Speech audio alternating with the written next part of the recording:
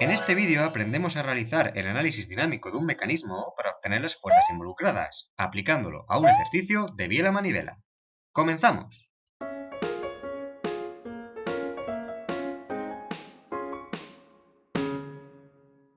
Hola amigos de la ciencia y la tecnología, bienvenidos Ingeniosos, el canal donde resolvemos problemas básicos de física, mecánica, electricidad o matemáticas de nivel de carrera y bachillerato. Cuando hablamos de analizar dinámicamente un mecanismo, nos referimos a la obtención de fuerzas y momentos en los distintos eslabones que lo componen. Es un paso posterior al análisis cinemático de velocidades y aceleraciones, y anterior al dimensionamiento de los elementos del mecanismo, donde se calculan las secciones que deben resistir las fuerzas implicadas. Para calcular estas fuerzas se hace uso de la famosa segunda ley de Newton, que nos acompaña en todos los vídeos del canal. Sabemos que el sumatorio de fuerzas en un sólido es igual a su masa por la aceleración que experimenta. Si el sólido es una estructura que permanece inmóvil y por lo tanto sin aceleración, el balance de fuerzas horizontales y verticales y el balance de momentos son iguales a cero, realizando un balance estático. Esto es típico de los cálculos estructurales como los que hacemos en los vídeos de vigas. En casos de mecanismos con movimiento, se realiza un análisis dinámico. Los sumatorios de fuerzas horizontales y verticales se igualan a la masa del sólido por la aceleración en cada dirección de su centro de gravedad. Por otro lado, el sumatorio de momentos en el centro de gravedad del sólido es igual al momento de inercia por la aceleración angular del sólido. En definitiva, esta ecuación es, en esencia, similar a las otras dos, pero referida al giro del elemento. Resumiendo, la parte izquierda de las ecuaciones se refiere a los sumatorios de fuerzas exteriores aplicadas en el sólido y momentos generados en el centro de gravedad, y los términos de la derecha se conocen como fuerzas de inercia y par de inercia respectivamente. Las ecuaciones del balance de fuerzas se aplican a sólidos con movimiento de traslación, y las de momentos cuando se produce un movimiento de rotación, utilizando las tres ecuaciones si se dan ambos casos a la vez. Veamos cómo aplicar las ecuaciones en el ejemplo de un mecanismo de biela-manivela con pistón, cuyo análisis cinemático ya tenemos resuelto en dos vídeos, uno mediante el método analítico y otro mediante el método del centro instantáneo de rotación. Os dejo ambos enlaces en la descripción. En este ejercicio tenemos que obtener las fuerzas en cada uno de los pasadores A, B y O que unen los elementos del mecanismo, y el momento m que es necesario aplicar a la manivela, que es el elemento 1, para que ésta gire a una velocidad constante de 40 pi radianes por segundo en la posición definida por un ángulo de 30 grados respecto de la horizontal. Las masas de la manivela, la biela, que es el elemento 2, y el pistón o émbolo, situado en A, son conocidas. Para resolver el ejercicio dinámico, primero es necesario conocer las aceleraciones y velocidades del mecanismo, realizando el cálculo cinemático. Eso no lo repetimos en este vídeo, ya que lo podéis ver antes en los anteriores vídeos. Directamente vamos a coger los resultados de aceleración lineal para el émbolo y velocidad y aceleración angular para la biela. También sabemos del análisis geométrico que el ángulo φ es igual a 11,54 grados. Además, tenemos que aclarar que el criterio de signos es para velocidades lineales positivo hacia arriba y hacia la derecha, y para las angulares en sentido antihorario. A partir de aquí, dibujamos los diagramas de sólido libre con las fuerzas aplicadas en cada elemento. Sobre el émbolo aparecen las fuerzas en la articulación A, en la unión con la biela. Como es la primera vez que aparecen estas fuerzas, las dibujamos en sentido positivo. También aparece la reacción normal R con el suelo, y por último la fuerza de inercia sobre el centro de gravedad en dirección horizontal, dibujada también en sentido positivo.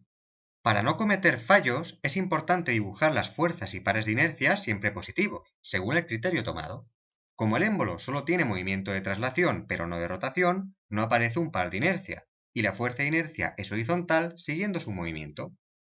Pasemos a la biela. Aparecen de nuevo las fuerzas en A, pero deben ser de sentidos contrarios, tal y como indica la tercera ley de Newton. En la articulación B tendremos también un par de fuerzas, y al ser la primera vez que aparecen, las dibujamos positivas. En el centro de gravedad, que se encuentra en medio de la barra, aparecen las fuerzas de inercia y el par de inercia, ya que este elemento se traslada y gira, cuyos sentidos son positivos. Por último, en la manivela tenemos las fuerzas en B, con sentido contrario, las fuerzas en la articulación O, dibujadas en sentido positivo, y las fuerzas de inercia en el centro de gravedad, referidas a la traslación de este punto. Aunque la manivela también tiene movimiento de rotación, lo hace a velocidad constante, por lo que no aparece un par de inercia al no haber aceleración angular. Por su parte, sí tiene que existir un momento exterior aplicado para producir el movimiento de la manivela y que genere el movimiento del émbolo, el cual lo dibujamos positivo. Con estos diagramas ya podemos empezar a utilizar las ecuaciones en cada elemento. Comenzamos con el balance en el émbolo. El sumatorio de fuerzas horizontales es igual a la masa por la aceleración horizontal. En esta dirección solo tenemos la fuerza AX, por lo que se obtiene directamente a partir de la masa de 5 kilogramos y la aceleración del émbolo. La ecuación vertical está igualada a 0, ya que no hay movimiento en dicha dirección, pero aunque relaciona la fuerza AI con la relación R, no nos es útil para obtener ningún resultado. Como el émbolo no tiene rotación, no tenemos más ecuaciones, pasando a la biela. Como este elemento se traslada y gira, tenemos las tres ecuaciones. En las fuerzas horizontales están Bx en positivo y Ax en negativo, igualadas a la masa por la aceleración horizontal del centro de gravedad. Para fuerzas verticales tenemos Bi menos Ai. En la ecuación de momentos hay que multiplicar cada fuerza por su distancia hasta g, teniendo en cuenta que para las fuerzas verticales la distancia es horizontal, por lo que será 0,25, que es la mitad de la barra, por el coseno de 11,54. Para las fuerzas horizontales la distancia es vertical, utilizando el seno. El sentido positivo es el antihorario. La inercia de la barra se obtiene como su masa por la longitud al cuadrado entre 12. Nos falta conocer la aceleración del centro de gravedad, por lo que hay que obtenerla previamente. La aceleración de g2 es la aceleración del punto A más la aceleración relativa entre ellos, sumando las componentes normal y tangencial. La componente normal se obtiene con la velocidad angular de la barra 2 al cuadrado y el vector que une A o g2, mientras que la componente tangencial se calcula con la aceleración angular. Os recuerdo que estas expresiones están demostradas en el vídeo anterior del análisis cinemático. Sustituyendo los valores, obtenemos las componentes de la aceleración lineal del centro de gravedad. Con el valor de la aceleración horizontal, en la ecuación horizontal podemos despejar la fuerza Bx. Conociendo esta fuerza y la componente vertical de la aceleración de g, formamos un sistema de dos ecuaciones y dos incógnitas, calculando las componentes verticales de las fuerzas B y A. Por último, pasamos a la manivela, donde también utilizaremos las tres ecuaciones al tener traslación del centro de gravedad y rotación del sólido. Sin embargo, la última ecuación se iguala a 0, ya que gira a velocidad constante sin aceleración angular. En la ecuación horizontal tenemos la fuerza OX menos la fuerza BX, igualadas a la masa por la aceleración horizontal, mientras que en la vertical tenemos OI menos BI. Al igual que antes, debemos obtener la aceleración del centro de gravedad, y lo hacemos a partir del punto O que está fijo, por lo que la aceleración de G1 solo se produce por la componente normal, ya que tampoco hay aceleración angular. Como sabemos la velocidad angular de la manivela y el vector que une O con G1, hallamos la aceleración fácilmente. Sustituyendo los valores obtenidos en las ecuaciones, podemos despejar de manera separada las fuerzas en la articulación O. Por último, necesitamos la ecuación de momentos para obtener m. Tal y como hemos dibujado las fuerzas, todas generan un momento positivo en el centro de gravedad, y hay que tener en cuenta la distancia hasta g, utilizando el coseno de 30 para las fuerzas verticales y el seno para las horizontales, por la distancia de la mitad de la barra. A esto añadimos el momento m. Como ya conocemos todas las fuerzas, si las sustituimos y despejamos m, obtenemos un valor negativo de menos 5.570,5 newtons por metro.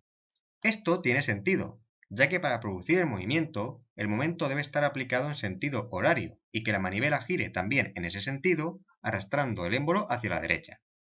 Resumiendo, se trata de aplicar siempre estas tres ecuaciones con orden, pasando por los distintos elementos del mecanismo. Para terminar y como siempre, os dejo un ejercicio propuesto con su solución para que podáis practicar. Esto ha sido todo por hoy, muchas gracias por elegir el canal para seguir aprendiendo. Podéis dejar cualquier pregunta en los comentarios o en la dirección de correo si queréis que resuelva algún otro tipo de ejercicio y estáis invitados a suscribiros. Gracias y recordad, en el saber nunca cabe la saciedad. ¡Hasta otra!